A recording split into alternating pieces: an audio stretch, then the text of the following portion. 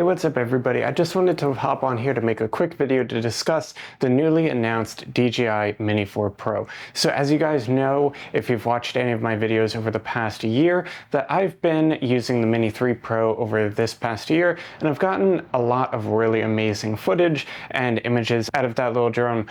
But now DJI has announced the successor to this drone with some pretty exciting new upgrades. Before we get into it, I did want to suggest that unless you have a DJI Mini 2 or you are just somebody who is just getting into their first drone, I'd say that these upgrades are probably not enough for you to justify buying a whole new drone, especially if you already have the Mini 3 Pro, since that's a pretty amazing drone as it is. But with all of that out of the way, if you're still looking at getting this amazing drone, here are all of the major upgrades. So starting out the top of that list is going to be the newly upgraded Omnidirectional Obstacle Avoidance System.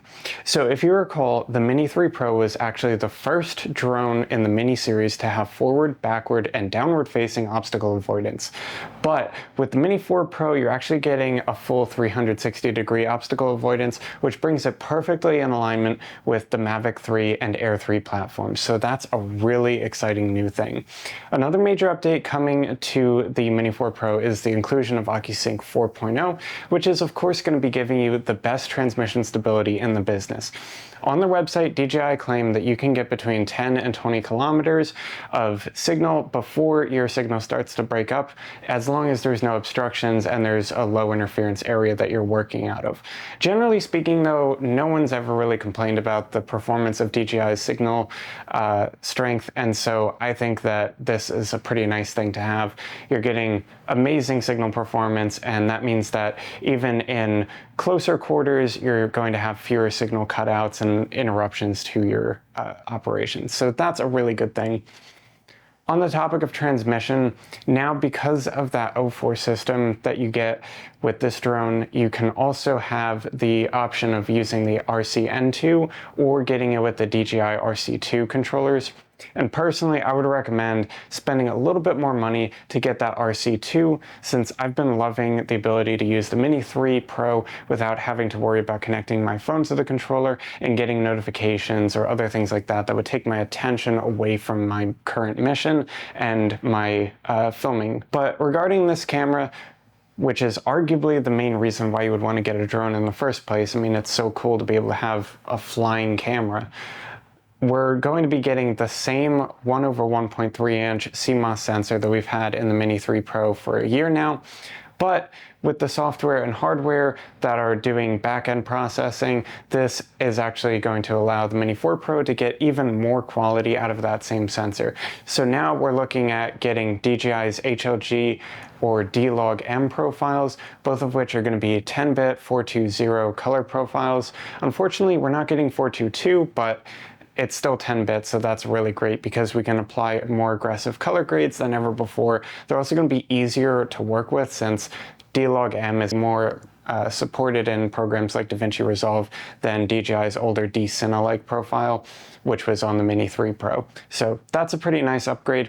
Another thing is that they're bringing night mode to the Mini 4 Pro, which is going to be bringing that in line with drones like the Mavic 3 Pro that have had it for a while.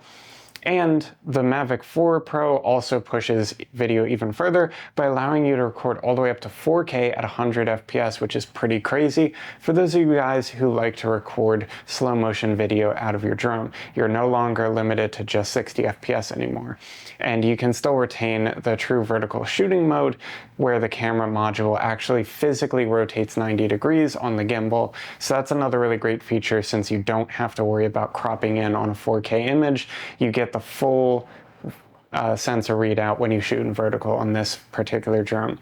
You also get new active track features that the Mavic 3 and Air 3 have had for a while, so you can tell the drone where to fly to keep you in frame, whether you want it to be close left or far left, or have it circle around you. You can do all of that crazy stuff now, which is really exciting because of that, of course, 360-degree omnidirectional obstacle avoidance. And another thing that's really nice that's enabled is that you also get that cruise control feature that the Mavic 3 came out with not too long ago, so that's going to be coming to the Mini 4 Pro as well, so that is very cool. And finally, I wanted to wrap up here by mentioning that the Mini 4 Pro unfortunately has a slightly larger camera module than the older Mini 3 Pro. So even though it does look pretty much exactly the same, unfortunately the filters and lenses that you've purchased for your Mini 3 Pro are not going to work on the new platform. So if you are one of the people like me who has the Mini 3 Pro already and you're looking to upgrade, you are going to need to get all new filters and all new lenses for this new drone. Regardless though, it is nice that the pricing didn't change for this. So if you want to get in with the base model of the Mini 4 Pro, which comes with that RC2 controller, that's going to run you $759. If you want to get the RC2, that's going to run you $959. And then if you want to upgrade to the Fly More combo, which is what I would recommend with the RC2 controller, that's going to run you $1099. And if you don't really care about having a drone less than 249 grams, you can go ahead and get the Fly More Plus combo for $1159, which is going to extend your battery life a little bit more. So hope you guys liked this quick overview of the Mini 4 Pro, and if you did, please be sure to drop a like and comment and subscribe for more content. And also, if you want to pick up anything that I discussed in this video, I'm going to be leaving links down below. If you use those, it'll help out the channel a lot, and I really appreciate it. But I will see you guys in the next video.